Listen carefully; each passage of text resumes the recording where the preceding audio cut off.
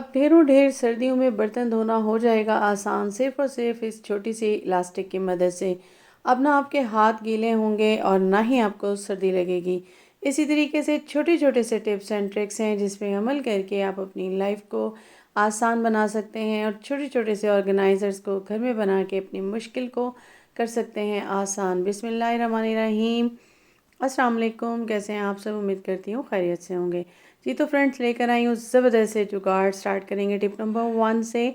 अक्सर ये होता है कि बच्चे जब जो है ना लिखते हैं और कुछ गलत हो जाता है, उनके पास रेज़र नहीं होता और पेंसिल से लिखते हैं, पेन से लिखते हैं, तो उनके लिए थोड़ी-सी परेशानी हो जाती है। तो यहाँ पे हमने ले लिया है एक छोटी-सी टेप को, और जैसे ही आप पेपर पे लिखते हैं और उसके बाद इरेज़ करें या आपके पास रेज़र नहीं हो, तो तब क्या होता है कि आप अगर इसको इरेज़ करने की कोशिश कर रहे होते हैं तो आपका पेज फट जाता है। यहाँ पे हमने टेप को लगा दिया अपने लिखे हुए नेम पे, और उसके ऊपर जो है हम इस तरीके से पेंसिल को फेरेंगे। ठीक है, आपने टेप लगा दी थी, अब क्या करेंगे, साइडों से हमने थोड़ी-थोड़ी सी छोड़ दी थी। अब जब हमने इसके ऊपर लिखा ना, उसके बाद हमने इसे साइडों से पकड़ के थोड़ा-सा खींचा और उसके बाद इसे हटा दिया। बिल्कुल आपके सामने है, देखिए जो हमने लिखा हुआ था बिल्कुल रिमूव हो चुका है, आपका पेज भी नहीं फटा, प्लेन सा पेज आपके सामने आ गया है और नेम पूरे का पूरा इस टेप पे आ गया है। कैसा लगा आइडिया? तो सेकंड आइडिया की तरफ आ जाते हैं। हमारे पास इस तरह की ना शीट्स होती हैं, और ये मेरे पास शीट बनी हुई थी। मैंने काफ़ी सारी चीज़ें आपको इसे बनाना सिखाई हैं, तो आज फिर इसी को यूज़ कर रही हूँ।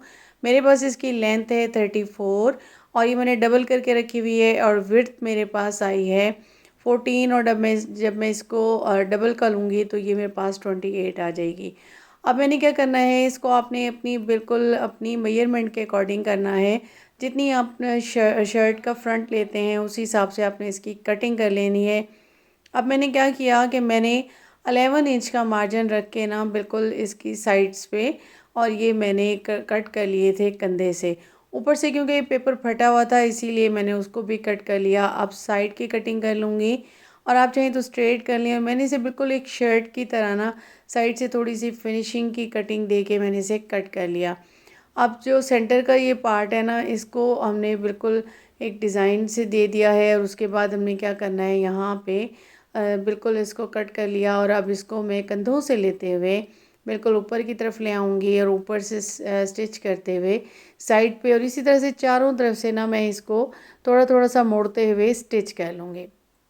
ये सिंगल पार्ट मेरे पास है। अब डबल करके रख के मैंने कटिंग की थी, और दोनों शोल्डर कट हो गए थे, और इस तरीके से मैं इसको स्टिच कर लूँगी। जो मैंने इस पे थोड़ी सी शेप दी थी ना, तो शेप के हिसाब से स्टिच कर लूँगी। अभी मेरे पास कुछ इस शेप में आ गया है। ठीक है, मैंने क्या करना है, आप चाहें तो इलास्टिक लगा लें, डोरी लगा लें। मेरे पास यहाँ पे ये लेस सी मौजूद है, मैं इसको ले लूँगी। पहले तो इसके ऊपर का मैं गले का मार्जिन ले लूँगी, और ये मेरे पास आ गया था तकरीबन 15 इंच।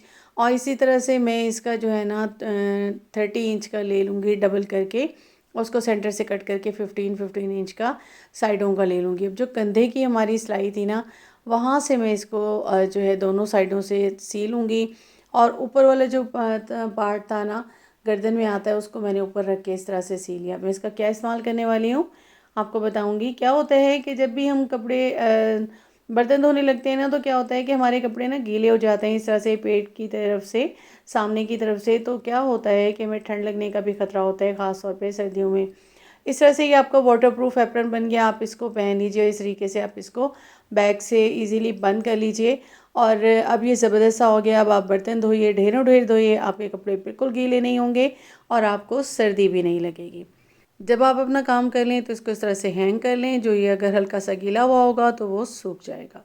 कैसा लगा आइडिया? नेक्स्ट आइडिया देख लेते हैं। तो यहाँ पे मेरे पास ज़िप मौजूद है, और इस तरह के हम लेकर आते हैं पाउचेज़ बाज़ार से, और अक्सर हमें ट्रांसपेरेंट भी चाहिए होते हैं। तो यहाँ मेरे पास यही शॉपर मौजूद था।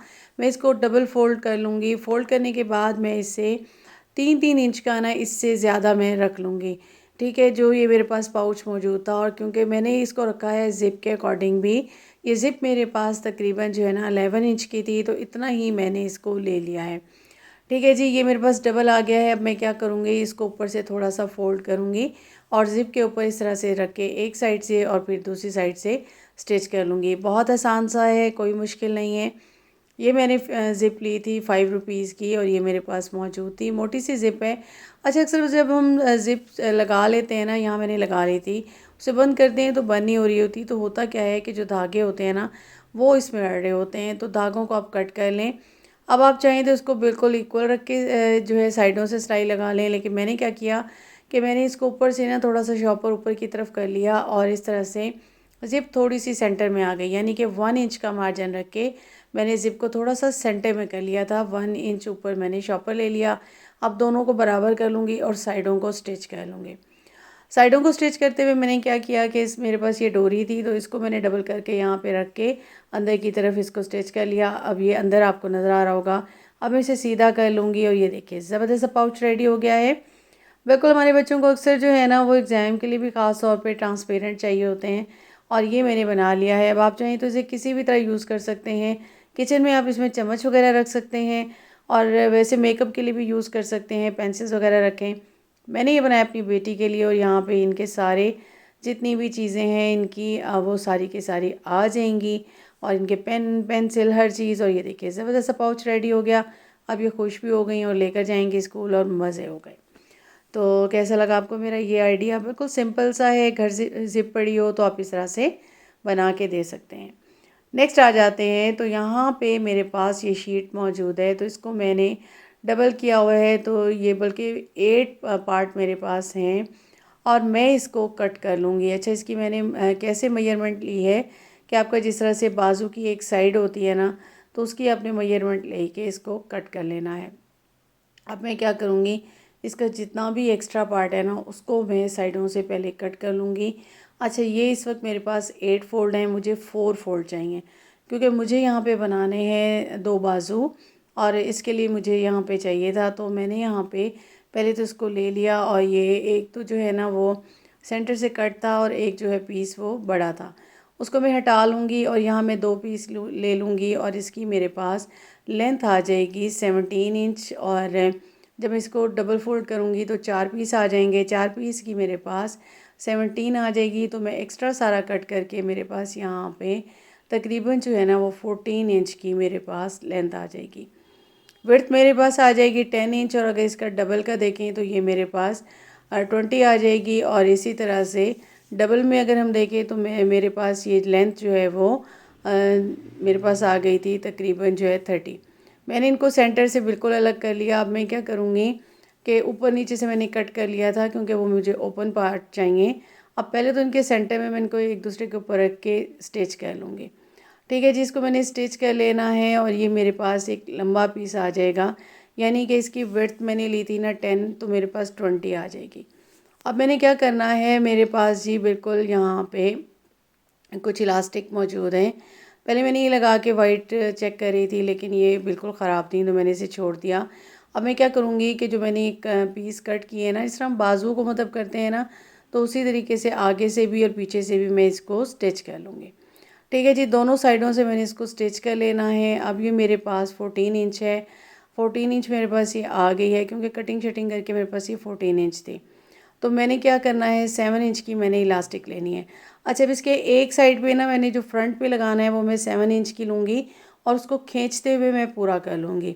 जो बैक वाली साइड पे मैं इसको लगाऊंगी ना, क्योंकि इसके मैंने ऊपर नीचे के पार्ट दो वो बनाए हैं, तो दूसरी साइड पे मैं इसको जो है वो 10 इंच की इलास्टिक लूँगी क्योंकि वो मुझे थोड़ी सी चौड़ी चाहिए थी और ये इस तरीके से आ जाएगा।